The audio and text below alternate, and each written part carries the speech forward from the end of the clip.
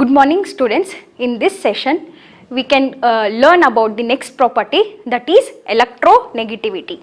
First of all, let us consider an example like CX. Here X means halogens. X may be halogens like fluorine, chlorine,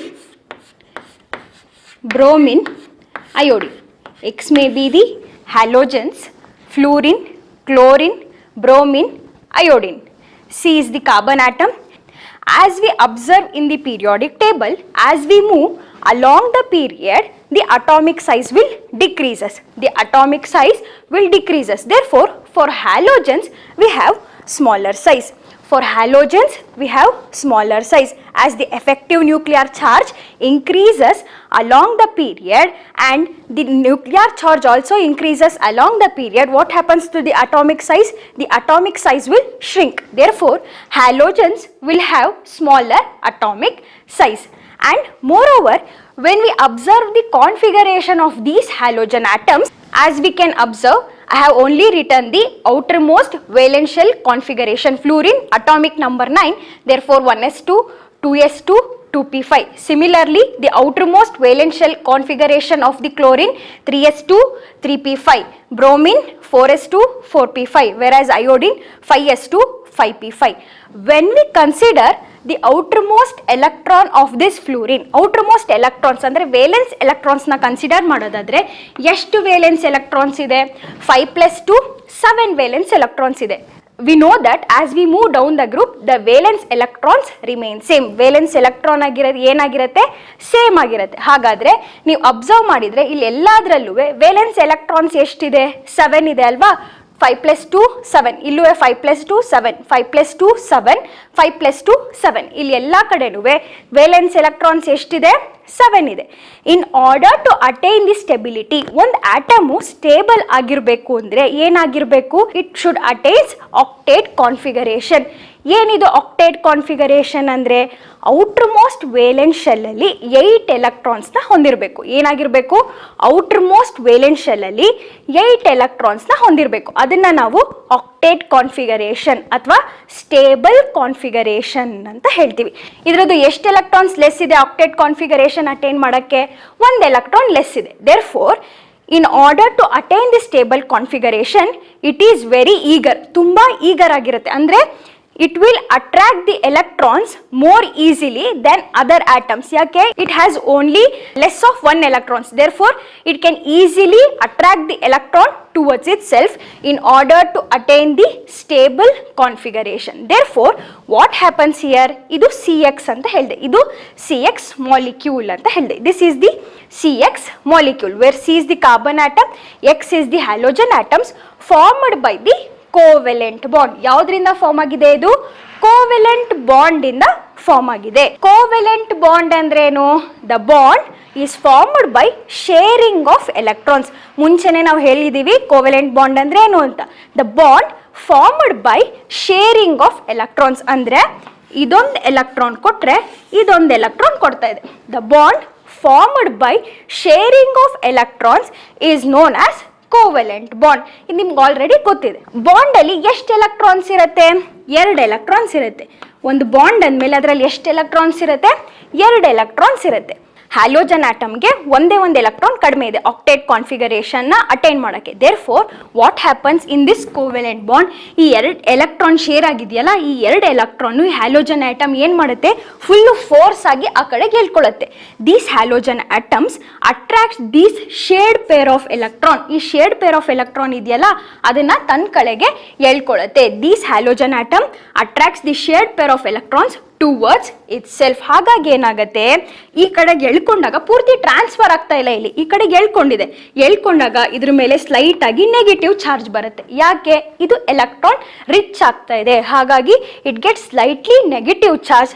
ಹಂಗೇನೆ ಈ carbon ಆಟಮ್ಗೆ slightly positive charge ಬರುತ್ತೆ. This carbon atom get slightly positive charge whereas halogen atom get slightly negative charge. ಇದು electron rich ಆಗ್ತಾ ಇದೆ, ಇದ್ರ ಕಡೆಗೆ ಎಳ್ಕೊಂಡಾಗ ಇದ್ರ ಕಡೆ ಆಬ್ವಿಯಸ್ಲಿ ಎಲೆಕ್ಟ್ರಾನ್ ಕಡಿಮೆ ಆಗುತ್ತೆ ಅಲ್ವಾ, ಹಾಗಾಗಿ ಈ ಕಡೆ ಎಲೆಕ್ಟ್ರಾನ್ ಡಿಫಿಷಿಯಂಟ್ ಆಗ್ತಾ ಇದೆ.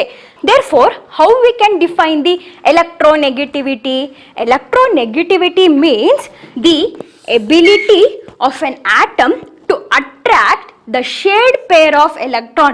It is the ability of an atom to attract the shared pair of electron towards itself in a covalent bond. Therefore, how we can define electronegativity?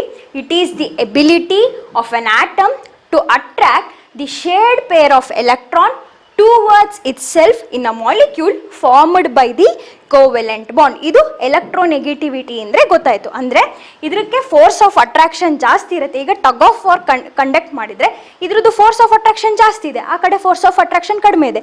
ಎಳೆದಾಗ ಯಾವ ಕಡೆ ಹಗ್ಗ ಜಾಸ್ತಿ ಬರುತ್ತೆ? ಆಬ್ವಿಯಸ್ಲಿ ಹ್ಯಾಲೋಜನ್ ಕಡೆಗಲ್ವ ಹಗ್ಗ ಜಾಸ್ತಿ ಬರೋದು.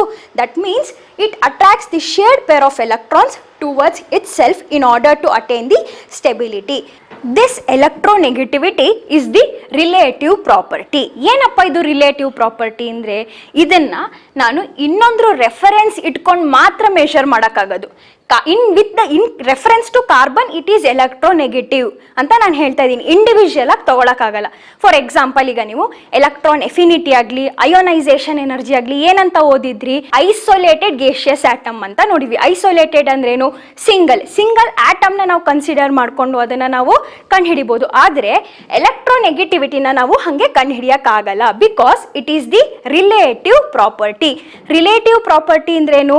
ಇನ್ ಕಂಪ್ಯಾರಿಸನ್ ವಿತ್ ದಿ ಅದರ್, ಇನ್ನೊಂದ್ರ ಜೊತೆಗೆ ಕಂಪೇರ್ ಮಾಡಿನೇ ನಾವು ಇದ್ರದ ಎಲೆಕ್ಟ್ರೋನೆಗೆಟಿವಿಟಿನ ಕಂಡುಹಿಡಿಯೋಕ್ಕಾಗೋದು. Therefore what is the difference between electron affinity ಮತ್ತು ಎಲೆಕ್ಟ್ರೋನೆಗೆಟಿವಿಟಿ? ಎರಡಕ್ಕೂ ಡಿಫ್ರೆನ್ಸ್ ಏನು? ಎಲೆಕ್ಟ್ರಾನ್ ಎಫಿನಿಟಿ ಮತ್ತು ಎಲೆಕ್ಟ್ರೋನೆಗೆಟಿವಿಟಿ ಅಂದರೆ, ಎಲೆಕ್ಟ್ರೋನೆಗೆಟಿವಿಟಿ ಅಂದರೆ tendency to attract the shared pair of electrons. ಅದೇ ಎಲೆಕ್ಟ್ರಾನ್ ಎಫಿನಿಟಿ ಅಂದರೆ tendency to accept the electron, accept ಮಾಡ್ಕೊಳ್ಳೋ ಟೆಂಡೆನ್ಸಿ. ಅದೇ ಇದು ಅಟ್ರಾಕ್ಟ್ ಮಾಡ್ಕೊಳ್ಳೋ ಟೆಂಡೆನ್ಸಿ ಹೊಂದಿರುತ್ತೆ. ಇವೆರಡು ಡಿಫ್ರೆನ್ಸ್ ಮೇಯ್ನಾಗಿ ಗೊತ್ತಿರಬೇಕು. ಒಂದು ಎಲೆಕ್ಟ್ರೋನೆಗೆಟಿವಿಟಿ ಅಂದ್ರೇನು? Tendency to attract the shared pair of electrons. ಅದೇ ಎಲೆಕ್ಟ್ರಾನ್ ಎಫಿನಿಟಿ ಅಂದರೆ tendency to accept the shared pair of electrons. ಮತ್ತೆ ಇನ್ನೊಂದು ಡಿಫ್ರೆನ್ಸ್ ಏನು? ದಿಸ್ ಈಸ್ ರಿಲೇಟಿವ್ ಪ್ರಾಪರ್ಟಿ, ಅಂದರೆ ಇನ್ ಕಂಪ್ಯಾರಿಸನ್ ವಿತ್ ಅದರ್, ಇನ್ನೊಂದ್ರ ಜೊತೆ ಕಂಪೇರ್ ಮಾಡೇನೆ ನಾನು ಇದ್ರ ವ್ಯಾಲ್ಯೂ ಕಂಡುಹಿಡಿಯೋಕ್ಕಾಗೋದು. ಅದೇ ಎಲೆಕ್ಟ್ರಾನ್ ಎಫಿನಿಟಿ ಏನು? ಅಬ್ಸಲ್ಯೂಟ್ ವ್ಯಾಲ್ಯೂ, ಅಂದರೆ ಒಂದು ಇಂಡಿವಿಜುವಲ್ ಆಟಮ್ ತಗೊಂಡು ಅದಕ್ಕೆ ನಾವು ವ್ಯಾಲ್ಯೂ ಕಂಡುಹಿಡಿಬೋದು. Therefore electronegativity is the relative property and electron affinity is the absolute property. This is how we can differentiate electronegativity and electron affinity. And moreover, there is no unit for electronegativity. Unit ಇಲ್ಲ ಎಲೆಕ್ಟ್ರೋನೆಗೆಟಿವಿಟಿಗೆ. ಈಗ electron affinity ನೋಡಿದ್ರಿ, ionisation energy ನೋಡಿದ್ರಿ, ಅದಕ್ಕೆಲ್ಲ unit ಇತ್ತು. ಇದಕ್ಕೆ unit ಇಲ್ಲ. Again ಇದು relative property ಆಗಿರೋದ್ರಿಂದ ಇದಕ್ಕೆ ಯೂನಿಟ್ ಕೂಡ ಇಲ್ಲ. ಇದನ್ನು ನಾವು ಮಾಲಿಕ್ಯುಲರ್ ಸ್ಟೇಟ್ ಅಂದರೆ ಮಾಲಿಕ್ಯುಲರ್ ಸ್ಟೇಟಲ್ಲಿ ಮಾತ್ರ ಇದ್ರ ವ್ಯಾಲ್ಯೂನ ಕಂಡುಹಿಡಿಯೋಕ್ಕಾಗೋದು. And we observe in the periodic table fluorine is the most electronegative element. Fluorine ಏನು? most electronegative elements. Its value is around 4.0. ಅದ್ರ ಎಲೆಕ್ಟ್ರೋನೆಗೆಟಿವ್ ವ್ಯಾಲ್ಯೂ ಎಷ್ಟಿರುತ್ತೆ? ಅರೌಂಡ್ 4.0. ಫ್ಲೂರಿಂದು ವ್ಯಾಲ್ಯೂ ಎಷ್ಟಿರುತ್ತೆ? 4.0 ಇರುತ್ತೆ. It is the most electronegative element in the periodic table. Similarly least electronegative ಯಾವುದು periodic ಟೇಬಲಲ್ಲಿ? Francium is the least electronegative element in the periodic table. ಹಾಗೇನೆ francium least electronegative element in the periodic table.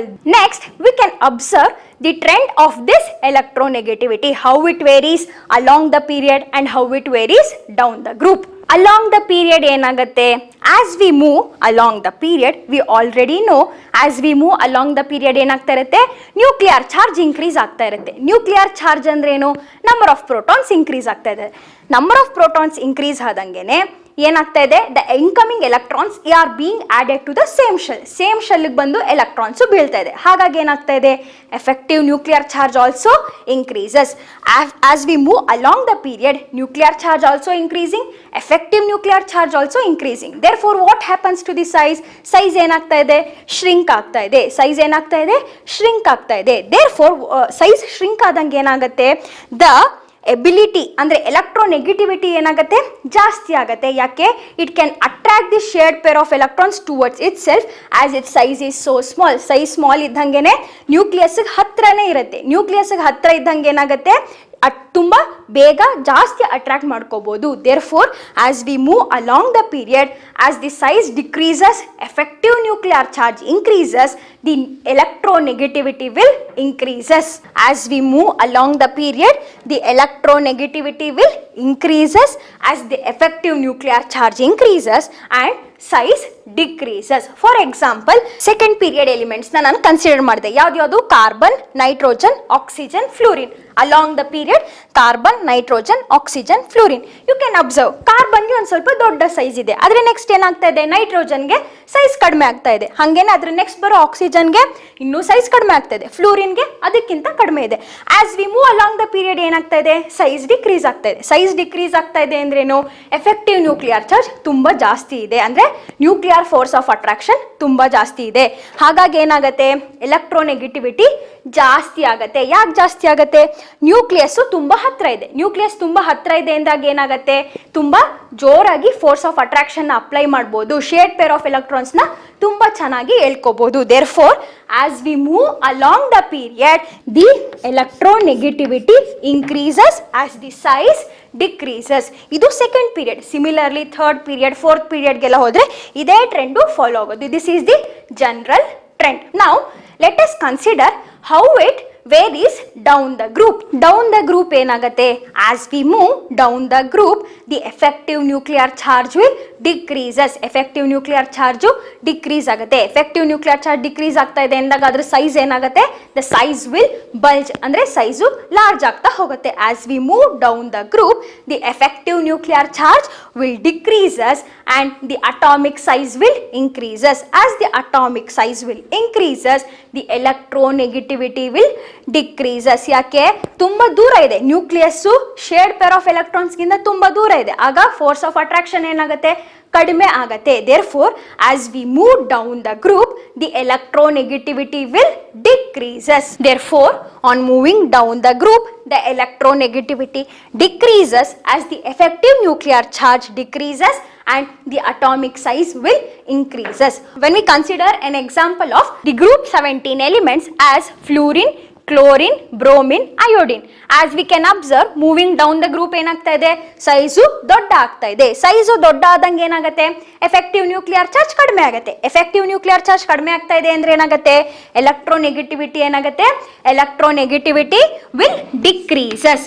Electronegativity decreases as we are moving down the group. ಯಾಕೆ, size ಜಾಸ್ತಿ ಆಗ್ತಾ ಇದೆ, effective nuclear charge ಕಡಿಮೆ ಆಗ್ತಾ ಇದೆ. therefore as we move along the period, the electronegativity will increases and moving down the group, the electronegativity will decreases. This is the general trend of electronegativity. We can observe this trend is also been same for electron affinity and ionization energy. ಇದೇ trend ಅಲ್ವಾ, electron affinity ಮತ್ತು ionization ಎನರ್ಜಿನೂ follow ಮಾಡಿದ್ದು.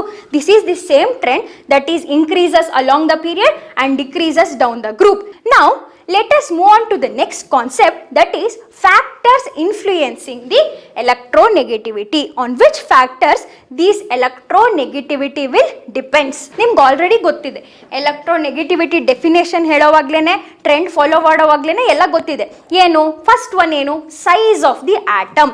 First one ಏನು, size of the atom on which the fact electronegativity depends. ಏನು, size of the atom ಹೆಂಗ್ depend ಆಗುತ್ತೆ, as the size decreases, size ಕಡಿಮೆ ಆದಂಗೆ ಏನಾಗುತ್ತೆ, ಎಫೆಕ್ಟಿವ್ ನ್ಯೂಕ್ಲಿಯರ್ ಚಾರ್ಜು ಕಡಿಮೆ ಆಗುತ್ತೆ, shared pair of electrons towards force of attraction ಜಾಸ್ತಿ ಆಗುತ್ತೆ. ಹಾಗಾದ್ರೆ as the size decreases, the electronegativity will increases. Similarly size increases, electronegativity will decreases. ಇದು ಕಡಿಮೆ ಆದ್ರೆ ಇನ್ನೊಂದು ಜಾಸ್ತಿ ಆಗುತ್ತೆ, ಇನ್ನೊಂದು ಕಡಿಮೆ ಆದ್ರೆ ಮತ್ತೊಂದು ಜಾಸ್ತಿ ಆಗುತ್ತೆ. therefore size of the atom is inversely proportional to the electronegativity.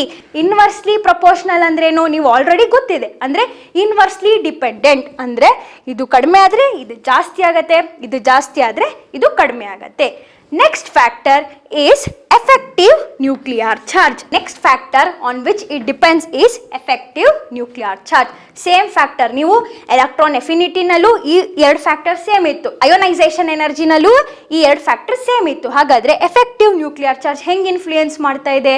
As the effective nuclear charge increases, the force of attraction increases. As the force of attraction increases, it can easily pulls the shared pair of electrons towards itself. Therefore, as the effective nuclear charge increases, the electronegativity will increases. Therefore, how we can conclude that effective nuclear charge is directly proportional to the electronegativity. Direct agi depend agide. Effective nuclear charge ಜಾಸ್ತಿ ಆದ್ರೆ ಎಲೆಕ್ಟ್ರೋನೆಗೆಟಿವಿಟಿನೂ ಜಾಸ್ತಿ ಆಗುತ್ತೆ. Effective nuclear charge ಕಡಿಮೆ ಆದರೆ ಎಲೆಕ್ಟ್ರೋನೆಗೆಟಿವಿಟಿನೂ ಕಡಿಮೆ ಆಗುತ್ತೆ. Therefore it is directly depending upon the, directly proportional, ಒಂದಕ್ಕೊಂದು direct ಆಗಿ ಡಿಪೆಂಡೆಂಟ್ ಆಗಿದೆ. The two factors, that is size of the atom and the effective nuclear charge, is common in 3 properties, that is electron affinity, ionization energy and electronegativity. The next factor is the charge on the cation. For example, ನಾನು 3 example consider ಮಾಡ್ತೀನಿ. 3 consider ಮಾಡಿದ್ದೀನಿ. M+, M2+, M3+, ಇದು 3 metals. ಏನಾಗ್ತಾ ಇದೆ ಇಲ್ಲಿ? M+, ನಾವು already ionic radii discuss ಮಾಡುವಾಗ in detail discuss ಮಾಡಿದ್ವಿ. ಪಾಸಿಟಿವ್ ಚಾರ್ಜ್ ಅಂದ್ರೆ ಏನು? ಎಲೆಕ್ಟ್ರಾನ್ನ ಕಳ್ಕೊತಾ ಇದೆ. The loss of electrons indicates the positive charge. This magnitude ಅಂದ್ರೆ ಈ ವ್ಯಾಲ್ಯೂಸ್ ಎಲ್ಲ ಏನು ಇಂಡಿಕೇಟ್ ಮಾಡ್ತಾ ಇದೆ? ಎಷ್ಟು ಕಳ್ಕೊತಾ ಇದೆ ಅನ್ನೋದನ್ನ ಇಂಡಿಕೇಟ್ ಮಾಡ್ತಾ ಇದೆ. ದೇರ್ ಫೋರ್ M+ ಅಂದ್ರೆ ಏನು ಇಲ್ಲ ಅಂದ್ರೆ ಇಲ್ಲಿ 1 ಅಂತ ಅರ್ಥ ಅಲ್ವಾ? M+ ಅಂದ್ರೆ ಇಲ್ಲಿ 1 ಎಲೆಕ್ಟ್ರಾನ್ ನ ಇದು ಕಳ್ಕೊತಾ ಇದೆ. ಸಿಮಿಲರ್ಲಿ M2+ ಅಂದ್ರೇನು? 2 ಎಲೆಕ್ಟ್ರಾನ್ಸ್ ನ ಕಳ್ಕೊತಾ ಇದೆ. M3+ ಅಂದ್ರೇನು? 3 ಎಲೆಕ್ಟ್ರಾನ್ಸ್ ನ ಕಳ್ಕೊತಾ ಇದೆ. ಆಸ್ ವಿ ನೋ, ಎಲೆಕ್ಟ್ರಾನ್ ಕಳ್ಕೊಂಡಷ್ಟು ಏನಾಗುತ್ತೆ? ಅಟಾಮಿಕ್ ಸೈಜ್ ಏನಾಗುತ್ತೆ? ಚಿಕ್ಕದಾಗತ್ತೆ. ಯಾಕೆ? Effective nuclear charge on the remaining electrons ಜಾಸ್ತಿ ಆಗುತ್ತೆ. ಜಾಸ್ತಿ ಆದಂಗೆ ಏನಾಗುತ್ತೆ? ಅದು force of attraction hockey nucleus ಕಡೆಗೆ ಹೇಳ್ಕೊಳಕ್ ಶುರು ಮಾಡುತ್ತೆ. ಆಗೇನಾಗುತ್ತೆ?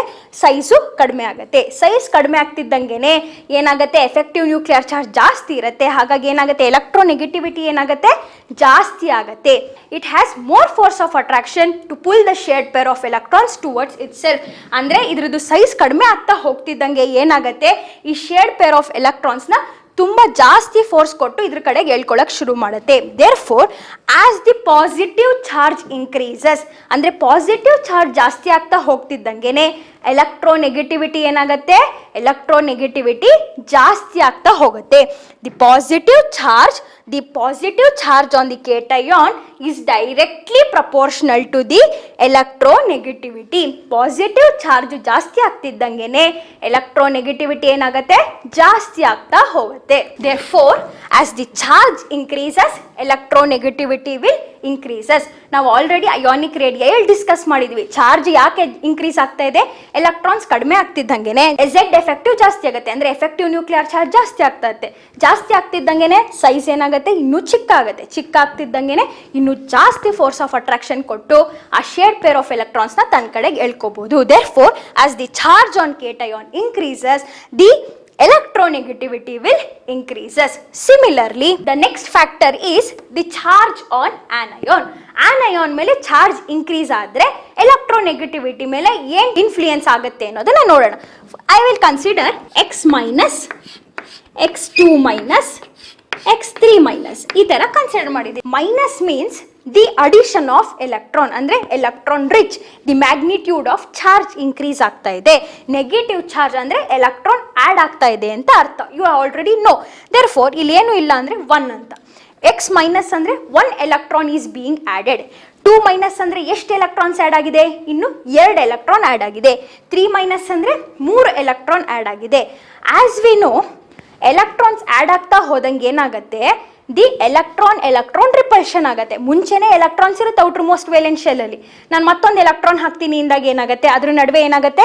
ರಿಪಲ್ಷನ್ ಆಗುತ್ತೆ. ಯಾಕೆಂದ್ರೆ you already know the like charges repel each other ಅಲ್ವಾ, ಲೈಕ್ ಚಾರ್ಜಸ್ ಏನು ಮಾಡುತ್ತೆ, ರಿಪಲ್ ಆಗುತ್ತೆ. Therefore on addition of electrons they will repel ಆದ ತಕ್ಷಣ ಏನಾಗುತ್ತೆ, ದೂರ ಹೋಗುತ್ತೆ. ರಿಪಲ್ ಆದ ತಕ್ಷಣ ಏನಾಗುತ್ತೆ, ಸ್ವಲ್ಪ ದೂರ ಹೋಗುತ್ತೆ. ಆಗೇನಾಗುತ್ತೆ, atomic size will increases. Atomic size increase ಆಯಿತು ಅಂದ ತಕ್ಷಣ ಇದು ಎಲೆಕ್ಟ್ರೋನೆಗೆಟಿವಿಟಿ ಏನಾಗುತ್ತೆ, ಅಟಾಮಿಕ್ ಸೈಜ್ ಇನ್ಕ್ರೀಸ್ ಆಗ್ತಿದ್ದಂಗೆ ಎಲೆಕ್ಟ್ರೋನೆಗೆಟಿವಿಟಿ ಡಿಕ್ರೀಸ್ ಆಗುತ್ತೆ. ಯಾಕೆ, ತುಂಬ ಫೋರ್ಸ್ ಆಫ್ ಅಟ್ರಾಕ್ಷನ್ ಅಪ್ಲೈ ಮಾಡೋಕ್ಕಾಗಲ್ಲ. Therefore on increasing the negative charge, ಏನಾಗುತ್ತೆ, ಎಲೆಕ್ಟ್ರೋನೆಗೆಟಿವಿಟಿ ಕಡಿಮೆ ಆಗುತ್ತೆ. Due to the repulsion between the electrons present in the nucleus and the incoming electron, the atomic size will bulge. Therefore, as the atomic size bulges, the electronegativity will decreases. ಹಾಗಾದ್ರೆ ಇವು ಮೂರಲ್ಲಿ most electronegative ಯಾವುದು, ಇದು, ಅದಾದ್ಮೇಲೆ ಇದು. Therefore ಇದು most electronegative, ಅದ್ರ next ಇದು, ಅದ್ರ ನೆಕ್ಸ್ಟ್ ಇದು. Therefore electronegativity decreases as the charge on anion increases. For example, ಈಗ ನಾವು O2 ಮೈನಸ್ ಮತ್ತೆ O ಮೈನಸ್ ತಗೊಳ್ಳೋಣ. O2 minus and O minus ಇವು ಎರಡರಲ್ಲಿ ಯಾವುದು ಮೋರ್ ಎಲೆಕ್ಟ್ರೋನೆಗೆಟಿವ್? ಆಬ್ವಿಯಸ್ಲಿ ಇದೆ ಅಲ್ವಾ. ಯಾಕೆ, ಅದ್ರದ್ದು ಚಾರ್ಜ್, ನೆಗೆಟಿವ್ ಚಾರ್ಜ್ ಏನಿದೆ ಕಡಿಮೆ ಇದೆ. ನೆಗೆಟಿವ್ ಚಾರ್ಜ್ ಕಡಿಮೆ ಇದ್ದಷ್ಟು ಎಲೆಕ್ಟ್ರೋನೆಗೆಟಿವಿಟಿ ಜಾಸ್ತಿ ಆಗುತ್ತೆ. Therefore this is more electronegative than O2 minus. Similarly ಇಲ್ಲಿಗೊಂದು ಎಕ್ಸಾಂಪಲ್ ತಗೊಳ್ಳೋದಾದ್ರೆ, ಒಂದು Li+, ಇನ್ನೊಂದು Mg2+ ಕನ್ಸಿಡರ್ ಮಾಡಿದ್ದೀನಿ. ಇಲ್ಲಿ ಏನಾಗುತ್ತೆ, ಚಾರ್ಜ್ ಆನ್ ದಿ ಕೇಟಯಾನ್ ಜಾಸ್ತಿ ಆಗ್ತಿದ್ದಂಗೆನೆ ಎಲೆಕ್ಟ್ರೋನೆಗೆಟಿವಿಟಿ ಜಾಸ್ತಿ ಆಗುತ್ತೆ. ಹಾಗಾದ್ರೆ ಇವೆರಡರ ನಡುವೆ ಯಾವ್ದ್ರ ಎಲೆಕ್ಟ್ರೋನೆಗೆಟಿವಿಟಿ ಜಾಸ್ತಿ ಇರುತ್ತೆ? ಚಾರ್ಜ್ ಜಾಸ್ತಿ ಇದ್ದಷ್ಟು ಎಲೆಕ್ಟ್ರೋನೆಗೆಟಿವಿಟಿ ಜಾಸ್ತಿ ಆಗುತ್ತೆ. ಹಾಗಾದ್ರೆ Mg2+ has higher electronegativity than Li+. Therefore, these are some of the factors which are influencing the electronegativity. That is, size of atom is inversely proportional to the electronegativity. ಅಂದ್ರೆ size ಜಾಸ್ತಿ ಆಗ್ತಿದ್ದಂಗೆನೆ electronegativity ಕಡಿಮೆ ಆಗುತ್ತೆ, size ಕಡಿಮೆ ಆಗ್ತಿದ್ದಂಗೆನೆ electronegativity ಜಾಸ್ತಿ ಆಗುತ್ತೆ. Next is effective nuclear charge which is directly proportional. ಅಂದ್ರೆ ಇದು ಜಾಸ್ತಿ ಆಗ್ತಾ ಇದೆ ಅಂದ್ರೆ ಇದು ಜಾಸ್ತಿ ಆಗುತ್ತೆ. Next is charge of cation, positive charge ಜಾಸ್ತಿ ಆಗ್ತಿದ್ದಂಗೆನೆ electronegativity will also increases. Next is the charge on anion. As the negative charge increases, the electronegativity decreases. These are the few factors on which the electronegativity will depends. Now let us move on to the next concept, that is metallic character and non-metallic character. As we know, metals andrenu, metals which has tendency to lose its electrons. Metals andrenu, tendency to lose its electron is known as metals. Hange non-metals andrenu, which has tendency to accept the electrons are non-metals. We know that as we are moving across the period, along the period move ಆಗ್ತಿದ್ದೀವಿ ಅಂದರೆ ಏನಾಗ್ತಾ ಇದೆ, electronegativity ಜಾಸ್ತಿ ಆಗ್ತಾ ಇದೆ. ಏನಾಗ್ತಾ ಇದೆ, electronegativity ಜಾಸ್ತಿ ಆಗ್ತಾ ಇದೆ. ಹಾಗೇನೆ ಅಯೋನೈಸೇಷನ್ ಎನರ್ಜಿನೂ ಜಾಸ್ತಿ ಆಗ್ತಾ ಇದೆ. ಎಲೆಕ್ಟ್ರೋನೆಗೆಟಿವಿಟಿನೂ ಜಾಸ್ತಿ ಆಗ್ತಾ ಇದೆ, ಅಯೋನೈಸೇಷನ್ ಎನರ್ಜಿನೂ ಜಾಸ್ತಿ ಆಗ್ತಾ ಇದೆ ಅಲ್ವಾ. ಅಂದರೆ ಎಲ್ಲಿ ಒಂದು ಆಟಮ್ ತಗೊಂಡ್ರೆ ಅದ್ರದ್ದು ಎಲೆಕ್ಟ್ರಾನ್ ಗಿವಿಂಗ್ ಟೆಂಡೆನ್ಸಿ ಇರುತ್ತೋ ಅಥವಾ ಅಕ್ಸೆಪ್ಟಿಂಗ್ ಟೆಂಡೆನ್ಸಿ ಇರುತ್ತೋ. As we move along the period ಏನಾಗ್ತಾ ಇದೆ, force of attraction, effective nuclear charge ಜಾಸ್ತಿ ಇರೋದ್ರಿಂದ ಸೈಜು ತುಂಬ ಸಣ್ಣದಾಗ್ತಾ ಹೋಗುತ್ತೆ. ಆಗೇನಾಗುತ್ತೆ, ಎಲ್ಲೋ ಎಲೆಕ್ಟ್ರಾನ್ಸು ನ್ಯೂಕ್ಲಿಯಸ್ಗೆ ತುಂಬ ಹತ್ತಿರ ಇರುತ್ತೆ. Therefore in order to remove the electron ಏನಾಗಬೇಕು, ತುಂಬ ಜಾಸ್ತಿ ಎನರ್ಜಿ ಬೇಕು. ಏನು ಬೇಕು, ತುಂಬ ಜಾಸ್ತಿ ಎನರ್ಜಿ ಬೇಕು. ಹಾಗಾಗಿ ಅದು ಎಲೆಕ್ಟ್ರಾನ್ ಗಿವಿಂಗ್ ಟೆಂಡೆನ್ಸಿ ಹೊಂದಿರಲ್ಲ. ಹಾಗೇನೆ ಎಲೆಕ್ಟ್ರಾನ್ ನೆಗೆಟಿವಿಟಿನೂ ಜಾಸ್ತಿ ಇರುತ್ತೆ, ಅಯೋನೈಸೇಷನ್ ಎನರ್ಜಿನೂ ಜಾಸ್ತಿ ಇರುತ್ತೆ, ಎಲೆಕ್ಟ್ರಾನ್ ನೆಗೆಟಿವಿಟಿನೂ ಜಾಸ್ತಿ ಇರುತ್ತೆ. ಹಾಗಾಗಿ ಅದು ಎಲೆಕ್ಟ್ರಾನ್ಸ್ನ ಕೊಡೋ ಟೆಂಡೆನ್ಸಿ ಅದಕ್ಕಿರಲ್ಲ, ಇನ್ನು ಎಕ್ಸೆಪ್ಟ್ ಮಾಡ್ಕೋಬೇಕು ಅನ್ನೋ ಟೆಂಡೆನ್ಸಿ ಇರುತ್ತೆ. Therefore as we move along the period ಏನು ಜಾಸ್ತಿ ಆಗುತ್ತೆ, ನಾನ್ ಮೆಟಾಲಿಕ್ ಕ್ಯಾರೆಕ್ಟರ್ ಇನ್ಕ್ರೀಸಸ್. ಏನು ಇನ್ಕ್ರೀಸ್ ಆಗುತ್ತೆ, non metallic character increases. As we move along the period non metallic character ಅಂದರೆ ಎಲೆಕ್ಟ್ರಾನ್ ಅಕ್ಸೆಪ್ಟಿಂಗ್ ಟೆಂಡೆನ್ಸಿ ಇನ್ಕ್ರೀಸ್ ಆಗುತ್ತೆ. ಯಾಕೆ? Ionisation energy, electron negativity increase ಆಗ್ತಿರೋ ಹಾಗೇನೆ ದಿ ನಾನ್-ಮೆಟಾಲಿಕ್ ಕ್ಯಾರೆಕ್ಟರ್ ಇನ್ಕ್ರೀಸಸ್. ಹಾಗೇನೆ ನಾವು ಡೌನ್ ದ ಗ್ರೂಪ್ ನೋಡೋಣ. ಡೌನ್ ದ ಗ್ರೂಪ್ ಇದು across the period ಆಯಿತು. ಡೌನ್ ದ ಗ್ರೂಪ್ ಏನಾಗುತ್ತೆ, ಡೌನ್ ದ ಗ್ರೂಪ್ ನಮಗೆ ಗೊತ್ತು ಅಯೋನೈಸೇಷನ್ ಎನರ್ಜಿ ಕಡಿಮೆ ಇರುತ್ತೆ, ಎಲೆಕ್ಟ್ರೋನೆಗೆಟಿವಿಟಿನೂ ಕಡಿಮೆ ಇರುತ್ತೆ. ಅಂದರೆ ಸೈಜ್ ಆಫ್ ದಿ ಆಟಮ್ ಏನಿರುತ್ತೆ, ತುಂಬ ದೊಡ್ಡ ಇರುತ್ತೆ. ತುಂಬ ದೊಡ್ಡ ಇದೆ ಅಂದಾಗ ಏನಾಗುತ್ತೆ, electrons can be easily remove from the valence shell. ಎಲೆಕ್ಟ್ರಾನ್ಸ್ನ ನಾವು ತುಂಬ ಈಸಿಯಾಗಿ ವೇಲೆನ್ಸ್ ಶೆಲ್ಲಿಂದ ರಿಮೂವ್ ಮಾಡ್ಬೋದು. As we move down the group, electronegativity and ionisation energy ಕಡಿಮೆ ಇರುತ್ತೆ. ಎಲೆಕ್ಟ್ರೋನೆಗೆಟಿವಿಟಿ ಮತ್ತು ಅಯೋನೈಸೇಷನ್ ಎನರ್ಜಿ ಕಡಿಮೆ ಇರುತ್ತೆ, ಅಂದರೆ ಸೈಜು ಜಾಸ್ತಿ ಇರುತ್ತೆ. ದೇರ್ ಫೋರ್ ಲೂಸಿಂಗ್ ಟೆಂಡೆನ್ಸಿ, ಅದರಿಂದ ಎಲೆಕ್ಟ್ರಾನ್ಸ್ನ ಬೇಗ ತೆಗಿಬೋದು. ದೇರ್ ಫೋರ್ ಲೂಸಿಂಗ್ ಟೆಂಡೆನ್ಸಿ, ಎಲೆಕ್ಟ್ರಾನ್ನ ಲೂಸ್ ಮಾಡೋ ಟೆಂಡೆನ್ಸಿ ಜಾಸ್ತಿ ಇರುತ್ತೆ. ಅಂದರೆ ಯಾವುದು ಇರುತ್ತೆ, metallic character. Therefore as we move down the group the metallic character will increases. Therefore, as we move along the period, non-metallic character ಜಾಸ್ತಿ ಇರುತ್ತೆ. ಹಾಗೇನೆ as we move down the group, the metallic character will increases. This is about the metallic and non-metallic character. Now, let us move on to the next concept, that is valency. ನೀವು already bridge course ಕ್ಲಾಸಸ್ಸಲ್ಲಿ ಕಲ್ತಿದ್ದೀರಾ. ಏನು valency ಅಂದರೆ, it is the combining capacity. ಏನು valency ಅಂದರೆ combining capacity ಅಂತ ನಿಮ್ಗೆ already ಗೊತ್ತು. It mainly depends upon the electronic configuration. It is mainly depends upon the electronic configuration. It is the combining capacity of an atom. For example, carbon ತಗೋತೀನಿ. Carbon which atomic number ಏನು 6 ಅಲ್ವಾ, ಕಾರ್ಬನ್ದು atomic number 6. therefore its electronic configuration 1s2 2s2 2p2. Electronic configuration ಏನಾಯಿತು, 1s2 2s2 2p2. Valence electrons ಅಂದ್ರೇನು, the number of electrons present in the outermost shell. Outermost shell ಅಲ್ಲಿರುವಂಥ ಎಲೆಕ್ಟ್ರಾನ್ಸ್ನ ನಾವೇನಂತ ಕರಿತೀವಿ, valence electrons ಅಂತ ಕರಿತೀವಿ. ಇಲ್ಲಿ valence electrons outermost ಶೆಲ್ಲಲ್ಲಿ ಎಷ್ಟಿದೆ, 4 ಇದೆ ಅಲ್ವಾ. ವೇಲೆನ್ಸ್ ಎಲೆಕ್ಟ್ರಾನ್ಸ್ ಎಷ್ಟಿದೆ, 4 ಇದೆ. The number of valence electron 4. ಇದು ಆಕ್ಟೇಟ್ ಕಾನ್ಫಿಗರೇಷನ್ ಅಟೈನ್ ಮಾಡಬೇಕು ಅಂದರೆ, ಆಸ್ ಯು ನೋ ಆಕ್ಟೇಟ್ ಅಂದರೆ ಸ್ಟೇಬಲ್ ಕಾನ್ಫಿಗರೇಷನ್, ಅಂದರೆ 8 ಎಲೆಕ್ಟ್ರಾನ್ಸ್ ಇರಬೇಕು. ಔಟರ್ ಮೋಸ್ಟ್ ಎಲೆಕ್ಟ್ರಾನ್ಸ್ ಅಲ್ಲಿ ಎಷ್ಟು ಎಲೆಕ್ಟ್ರಾನ್ಸ್ ಇರಬೇಕು, 8 ಎಲೆಕ್ಟ್ರಾನ್ಸ್ ಇರಬೇಕು. In order to attain the stable configuration, ಇದಕ್ಕೆ ನೆಕ್ಸ್ಟ್ ಎಲೆಕ್ಟ್ರಾನ್ಸ್ ಬೇಕು, ಇನ್ನು 4 ಎಲೆಕ್ಟ್ರಾನ್ಸ್ ಬೇಕಲ್ವಾ, ಇನ್ನು 4 ಎಲೆಕ್ಟ್ರಾನ್ಸ್ ಬೇಕು in order to attain the stability. Therefore ಏನು ಮಾಡುತ್ತೆ, it combines with other 4 electrons. ಇದು ಏನು ಮಾಡುತ್ತೆ, ದಿಸ್ ಕಾರ್ಬನ್, ಈ ಕಾರ್ಬನ್ ಅಲ್ಲಿ ಈಗ 4 ವೇಲೆನ್ಸ್ ಎಲೆಕ್ಟ್ರಾನ್ಸ್ ಇದೆ. ಇದು ಸ್ಟೆಬಿಲಿಟಿನ ಅಟೈನ್ ಮಾಡೋಕ್ಕೆ, ಅಂದರೆ ಆಕ್ಟೇಟ್ ಕಾನ್ಫಿಗರೇಷನ್ ಅಟೈನ್ ಮಾಡೋಕ್ಕೆ ಇನ್ 4 ಎಲೆಕ್ಟ್ರಾನ್ಸ್ ಬೇಕು. ದೇರ್ ಫೋರ್ ಅದು ಏನು ಮಾಡುತ್ತೆ, 4 ಹೈಡ್ರೋಜನ್ ಜೊತೆ ಹಿಂಗೆ ಕಂಬೈನ್ ಆಗುತ್ತೆ. ಹೈಡ್ರೋಜನ್ ಅಲ್ಲಿ ನಮಗೆ ಗೊತ್ತು, ಹೈಡ್ರೋಜನ್ದು ಎಲೆಕ್ಟ್ರಾನಿಕ್ ಕಾನ್ಫಿಗರೇಷನ್ ಏನು, 1s1. ಅಲ್ಲಿಗೆ ಎಷ್ಟು ಎಲೆಕ್ಟ್ರಾನ್ ಇದೆ, 1 ಎಲೆಕ್ಟ್ರಾನ್ ಇದೆ. Therefore it donates its 1 electron. ಈ 1 ಎಲೆಕ್ಟ್ರಾನ್ ಕೊಟ್ಟ ತಕ್ಷಣ ಏನಾಗ್ತಾ ಇದೆ, this 4 valence electron is combining with other 4 valence electrons combine ಆಗ್ತಾ ಇದೆ ಅಲ್ವಾ. ದೇರ್ ಫೋರ್ ಎಷ್ಟು ಎಲೆಕ್ಟ್ರಾನ್ಸ್ ಆಯಿತು ಕಾರ್ಬನ್ ಮೇಲೆ, 2 + 2 + 2 + 2, ಅಲ್ಲಿಗೆ ಎಷ್ಟಾಯಿತು, 8 ಆಯಿತು. 8 ಅಂದ್ರೇನು, ಆಕ್ಟೇಟ್ ಕಾನ್ಫಿಗರೇಷನ್ನ ಸ್ಯಾಟಿಸ್ಫೈ ಮಾಡ್ತಾ ಇದೆ. ಆಕ್ಟೇಟ್ ಕಾನ್ಫಿಗರೇಷನ್ ಅದು ಅಂದ್ರೇನು, ಸ್ಟೇಬಲ್ ಕಾನ್ಫಿಗರೇಷನ್. ಆಕ್ಟೇಟ್ ಕಾನ್ಫಿಗರೇಷನ್ ಅಂದರೆ stable configuration. It has attain the stability. This is the valency. Valency ಅಂದ್ರೇನು, combining capacity in order to attain the stable octet configuration. ಇದೇನು ಮಾಡುತ್ತೆ, ಕಂಬೈನ್ ಮಾಡ್ಕೊಳ್ಳುತ್ತೆ. This is about the valence electron and valency. The trend, how it varies along the period ಏನಾಗುತ್ತೆ, along the period valence electrons change ಆಗ್ತಾ ಹೋಗುತ್ತೆ ಅಲ್ವಾ. As we move along the period, the number of valence electrons ಏನಾಗ್ತಾ ಹೋಗುತ್ತೆ, change ಆಗ್ತಾ ಹೋಗುತ್ತೆ. For example, when we consider second period elements as carbon, nitrogen, oxygen, fluorine. As we are moving along the period, second period elements ತೊಗೊಂಡಿದ್ದೀನಿ. ಯಾವ್ದು, carbon, nitrogen, oxygen, fluorine. ಈ second period ಎಲಿಮೆಂಟ್ಸ್ನ ತೊಗೊಂಡಿದ್ದೀನಿ. First ಎಲಿಮೆಂಟಲ್ಲಿ ಕಾರ್ಬನಲ್ಲಿ, first carbon ಆಟಮಲ್ಲಿ ಎಷ್ಟು valence electrons ಇದೆ, 4 ವೇಲೆನ್ಸ್ ಎಲೆಕ್ಟ್ರಾನ್ಸ್ ಇದೆ. As we move to nitrogen, ಎಷ್ಟು ವೇಲೆನ್ಸ್ ಎಲೆಕ್ಟ್ರಾನ್ ಬಂತು, 2 + 3 5 ವೇಲೆನ್ಸ್ ಎಲೆಕ್ಟ್ರಾನ್ಸ್. ಆಕ್ಸಿಜನ್ ಅಲ್ಲಿ ಎಷ್ಟಿದೆ? 6 ವೇಲೆನ್ಸ್ ಎಲೆಕ್ಟ್ರಾನ್ಸ್ ಇದೆ. ಫ್ಲೂರಿನ್ ಅಲ್ಲಿ 5 + 2 7 ವೇಲೆನ್ಸ್ ಎಲೆಕ್ಟ್ರಾನ್ಸ್ ಇದೆ. Therefore as we move along the period valence electrons ಏನಾಗ್ತಾ ಇದೆ? ಜಾಸ್ತಿ ಆಗ್ತಾ ಹೋಗ್ತಾ ಇದೆ. Therefore as we move along the period the valence electrons are increasing. Valence electrons ಏನಾಗ್ತಾ ಇದೆ? ಇನ್ಕ್ರೀಸ್ ಆಗ್ತಾ ಇದೆ. ಹಾಗಾದ್ರೆ ವೇಲೆನ್ಸಿನೂ ವೇರಿ ಆಗತ್ತೆ. As we move along the period valency also varies. Valency also varies as we move along the period. Similarly, when we consider down the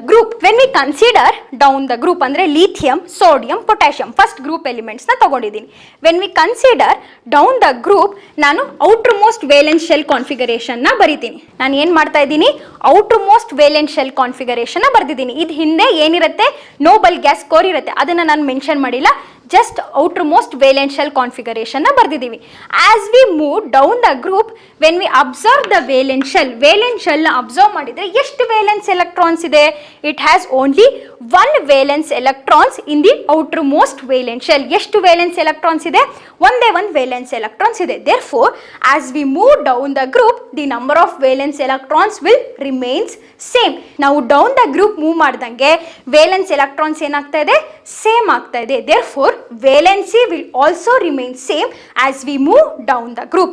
On moving down the group, the valence electrons remain same and valency will also remain same as we move down the group. This is about the valence electrons and valency. Therefore, these are some of the periodic properties we came across, like electronegativity, ionization energy, electron gain enthalpy, and atomic radii and ionic radii. The main trend is as we move along the period, atomic radii and ionic radii ಏನಾಗುತ್ತೆ?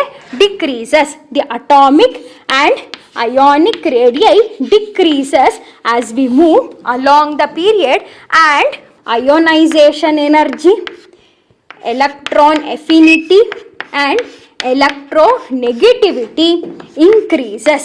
As we move along the period, atomic radii, ionic radii decrease ಆಗುತ್ತೆ. ionization energy, electron affinity, electronegativity ಏನಾಗುತ್ತೆ?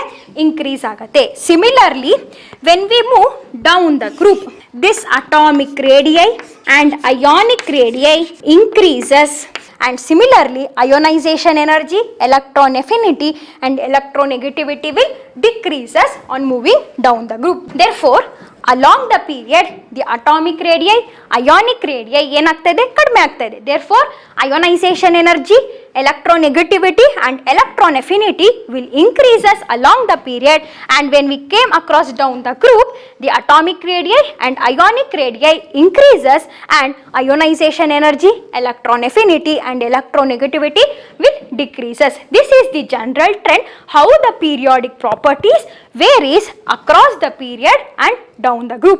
This is very important in the chemistry, especially in the inorganic chemistry. You should know. If you know this concept about the periodic properties, you can easily go through the subject. Moving on to the next topic, that is the IUPAC nomenclature of the elements. IUPAC nomenclature ಬಗ್ಗೆ ಮಾತಾಡೋಣ. ಯಾವ elements ಗೆ ನಾವು IUPAC nomenclature ಕಂಡುಹಿಡಿತಾ ಇದೀವಿ? The elements after the atomic number 100 ಆದ್ಮೇಲೆ, atomic number 100 ಆದ್ಮೇಲೆ ಯಾವ್ಯಾವ elements ಗೆ ಹೆಂಗೆ ನೇಮ್ ಮಾಡೋದು ಅಂತ ಇವತ್ತು ತಿಳ್ಕೊಬಹುದು. The elements after the atomic number 100 are usually heavy metals. ಯಾಕೆಂದ್ರೆ ಅಟಾಮಿಕ್ ನಂಬರ್ ಜಾಸ್ತಿ ಆಗ್ತದೆ. Therefore, these are called as heavy metals. As well as the elements after atomic number 100, these are highly reactive. That means these are unstable. Reactive ಆಗಿರೋದ್ರಿಂದ ಇವೆಲ್ಲ ಏನಾಗ್ತಾ ಇತ್ತು? Unstable ಆಗಿರ್ತಾ ಇತ್ತು. ಮತ್ತೆ ಇವೆಲ್ಲ ಸ್ಮಾಲ್ ಕ್ವಾಂಟಿಟಿಲಿ ನಮಗೆ ಒಬ್ಟೇನ್ ಆಗ್ತಾ ಇತ್ತು. ಅಂದ್ರೆ ತುಂಬಾ ಜಾಸ್ತಿ ಸಿಗ್ತಾ ಇರಲಿಲ್ಲ, ತುಂಬಾ ಮೈನ್ಯೂಟ್ ಕ್ವಾಂಟಿಟೀಸ್ ಅಲ್ಲಿ ನಮಗೆ ಇದು ಒಬ್ಟೇನ್ ಆಗ್ತಾ ಇತ್ತು. ಫಾರ್ ಎಕ್ಸಾಂಪಲ್, ಈಗ 1 ಟನ್ ಅಷ್ಟು ಓರ್ ನ ನಾವು ಎಕ್ಸ್ಟ್ರಾಕ್ಟ್ ಮಾಡಿದಾಗ ಮೈನ್ಯೂಟ್ ಗ್ರಾಮ್ಸ್ ಅಲ್ಲಿ ನಮಗೆ ಮೆಟಲ್ಸ್ ಒಬ್ಟೇನ್ ಆಗ್ತಾ ಇತ್ತು. ಹಾಗಾಗಿ ಇದು ವೆರಿ ಸ್ಮಾಲ್ ಕ್ವಾಂಟಿಟಿ ಒಬ್ಟೇನ್ ಆಗ್ತಾ ಇತ್ತು. ಮತ್ತೆ ದೀಸ್ ಆರ್ ಹೈಲಿ ರಿಯಾಕ್ಟಿವ್ ಮತ್ತೆ ಅನ್ಸ್ಟೇಬಲ್ ಆಗಿರ್ತಾ ಇತ್ತು. ಮತ್ತೆ ಇದನ್ನ ಪ್ರಿಪೇರ್ ಮಾಡಬೇಕು ಅಂದ್ರೆ ಸೊಫಿಸ್ಟಿಕೇಟೆಡ್ ಲ್ಯಾಬ್ ಅರೇಂಜ್ಮೆಂಟ್ ಬೇಕಾಗಿತ್ತು. ಅಂದ್ರೆ ಕಾಸ್ಟ್ಲಿ ಎಕ್ವಿಪ್ಮೆಂಟ್ಸ್ ಇರಬೇಕಾಗಿತ್ತು. ಕಾಸ್ಟ್ಲಿ ಎಕ್ವಿಪ್ಮೆಂಟ್ಸ್ ಇರೋರು ಮಾತ್ರ ಈ ಎಲಿಮೆಂಟ್ಸ್ ನ ನಾವು ಎಕ್ಸ್ಟ್ರಾಕ್ಟ್ ಮಾಡಬಹುದಿತ್ತು. ಹೈಲಿ ಸೊಫಿಸ್ಟಿಕೇಟೆಡ್ ಲ್ಯಾಬ್ ಉಪಯೋಗಿಸಬೇಕಾಗಿತ್ತು. ಯಾವುದಕ್ಕೆ? Elements after the atomic number 100. ಮತ್ತೆ ಇದನ್ನ ನೇಮ್ ಮಾಡಕ್ಕೆ ಏನ್ ಕಷ್ಟ ಆಯ್ತು ಅಂದ್ರೆ, ಈಗ ಇಬ್ರು ಸೈಂಟಿಸ್ಟ್ಗಳು ಇದನ್ನ ಡಿಸ್ಕವರ್ ಮಾಡಿರ್ತಾರೆ ಸೈಮಲ್ಟೇನಿಯಸ್ ಆಗಿ. ರಷ್ಯಾದವರು ಡಿಸ್ಕವರ್ ಮಾಡಿರ್ತಾರೆ ಅನ್ಕೊಳ್ಳಿ, ಜರ್ಮನ್ ಅವರು ಡಿಸ್ಕವರ್ ಮಾಡಿರ್ತಾರೆ. ಇಬ್ರು ಬೇರೆ ಬೇರೆ ಹೆಸರಿಂದ ಕರೆಯಕ್ಕೆ ಶುರು ಮಾಡಿದ್ರು ಇದನ್ನ ಬೇರೆ ಬೇರೆ ಹೆಸರು. ಅವರೇ ಒಂದು ಹೆಸರು ಕರಿತಾ ಇದ್ರು, ಇವರೇ ಒಂದು ಹೆಸರು ಕರಿತಾ ಇದ್ರು. ಆಗ ಏನಾಗ್ತಾ ಇತ್ತು, confusion, lot of confusion arise ಆಗಕ್ಕೆ ಶುರುವಾಯ್ತು. ಈ ಹೆಸರಿಂದ ಕರಿಬೇಕಾ ಅಥವಾ ಮತ್ತೊಂದು ಹೆಸರಿಂದ ಕರಿಬೇಕಾ ಅನ್ನೋದನ್ನ ಕನ್ಫ್ಯೂಷನ್ ಶುರುವಾಯ್ತು. ಅದನ್ನ ಆ ಕನ್ಫ್ಯೂಷನ್ ನ ಸಾಲ್ವ್ ಮಾಡಕ್ಕೆ ಐಯುಪ್ಯಾಕ್ ಅವ್ರು ಏನ್ ಮಾಡಿದ್ರು ಅಂದ್ರೆ, based on there atomic number, ಆ ಅಟಾಮಿಕ್ ನಂಬರ್ ಬೇಸಿಸ್ ಮೇಲೆ ನಾವು ಎಲಿಮೆಂಟ್ಸ್ ಆಫ್ಟರ್ 100 ನಾವು ನೇಮ್ ಮಾಡಕ್ಕೆ ಶುರು ಮಾಡಿದ್ವಿ.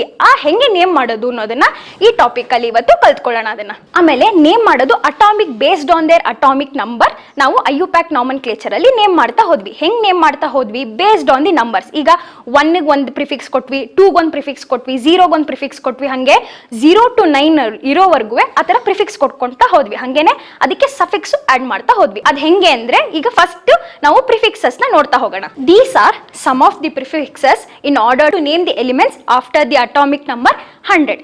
For 0, we will denote it as nil. What we call for 0, nil. And the symbol we denote for nil is small letter n. Similarly for 1, un. Similarly for 1, un, the symbol is u. For 2, bi, the symbol is b. For 3, the term we call it as tri and the symbol is t. And for 4, quad, the symbol is q. For 5, the term is pent and the symbol is p. For 6, the prefix is hex and the symbol is h. For 7, the prefix is sept and the symbol is s. For 8, the prefix is oct and the symbol is o. And for 9, the prefix is n and the symbol is e. These are some of the prefixes and their symbols. And the suffix what we should add for the element is ium. IUM, em. The suffix what we should add means IUM. For example, let us consider the element with atomic number 101. The first number is 1. Therefore, what we should add the prefix as un. What we should add un. Next, 0. For 0, the prefix is nil. The prefix is nil. Again 1, therefore the prefix what we should add for 1, un. Lastly, what we should add the suffix as ium, em. Therefore name will be as unnil unium, unnil unium for the element with atomic number 102. Again the first number is 1, therefore the prefix should be un, and 0 it is nil. And for 2, you can observe that the prefix should be added as bi. And lastly, the suffix as em. Therefore, the element with atomic number 102 can be called as unnilbium. Unnilbium. Similarly, the element with atomic number 103. The first number is 1, therefore the prefix is un. Again 0, therefore the prefix is nil. And for 3, the prefix should be added as tri. Therefore, tri. Lastly, the suffix should be added as em. Therefore, the name of this element should be unniltrium. Unniltrium. For element with atomic number 104. 1, un, 0, nil. For 4, the prefix should be quad. Therefore, unnilquadium. The suffix as ium. Therefore, unnilquadium. Similarly, with atomic number 105, un, for 1, un, 0, nil, 5, the prefix should be added as pent. Therefore, unnilpentium. The suffix is ium. Therefore, unnilpentium. Similarly, for element with atomic number 106, 1, un, 0, nil. The prefix should be added for 6 is hex. Therefore, unnilhexium. For 107, for 1, un, 0, nil.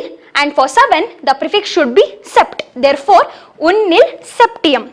Similarly, the element with atomic number 108 as 1, un, 0, nil. And for 8, the prefix should be oct. Therefore, unniloctium. Similarly, with atomic number 109, we can write it as for 1, un, 0, nil. For 9, the prefix should be n. Therefore, unnilenium. For 110, 1, un, again 1, un, 0, nil. Therefore, we can write it as unnilium. un, nilium.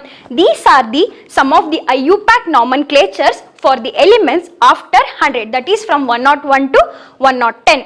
Therefore, how we can write the symbol for these elements? ಯಾವ ತರ symbols ಬರಿಬೋದು? Symbols already ಬರ್ದಿದ್ದೀನಿ, ಪ್ರಿಫಿಕ್ಸ್ಗೆ ಏನೇನು ಬರಿಬೇಕು ಅಂತ. ಅದನ್ನ ಹೆಂಗೆ ಬರೆಯೋದು? For example, ಈಗ 101, ಒನ್ನಿಗೇನು ಉನ್ಗೆ ಸಿಂಬಲ್ ಏನು? U. Therefore we can write it as U. Again ಝೀರೋಗೇನು ನಿಲ್ಲಿಗೇನು symbol N, therefore N. ಮತ್ತೆ ಒನ್ನಿಗೇನು U. This is the symbol for 101. U ಅಂದ್ರೆ ಫಸ್ಟ್ ಉನ್ನಿಗೆ ಯು, ಮತ್ತೆ ನಿಲ್ಲಿಗೆ ಸ್ಮಾಲ್ ಲೆಟರ್ ಎನ್, ಮತ್ತೆ ಒನ್ನಿಗೆ U, U N U. Similarly for 102, ಒನ್ನಿಗೇನು ಬರೀತೀರಾ? ಯು. ನಿಲ್ಲಿಗೇನು ಬರೀತೀರಾ? ಎನ್. ಬೈಯಿಗೇನು ಬರೀತೀರಾ? B, small letter B. Therefore U N B. For 103, ಉನ್ನಿಗೇನು ಬರೀತೀರಾ? ಯು. ನಿಲ್ಲಿಗೆ ಎನ್. ಟ್ರೈಗೆ small letter T. Therefore, U N T. Like this, you should write the symbol for the following elements. These are the symbols of the respective elements and the IUPAC nomenclature of the following elements. This is very important as it has been asked for 1 marks in the examination. You should write the IUPAC nomenclature and symbol. Now, these elements has been named by the IUPAC accepted names given to the elements. These are the few names. They have been named in the attribution to the some scientist and their places. Like 101 ಗೆ ನಾವು mendelevium ಅಂತ ಕರಿತೀವಿ. In the scientist name as Dmitri Mendeleev. Dmitri ಮೆಂಡೆಲಿವ್ಗೆ ಅಟ್ರಿಬ್ಯೂಟ್ ಕೊಟ್ಟಂಗೆ ನಾವು ಈ 101 ಇರೋ ಎಲಿಮೆಂಟ್ನ ನಾವು ಈ ಹೆಸರಿಂದ ಕರಿತೀವಿ, ಮೆಂಡೆಲಿವಿಯಂ.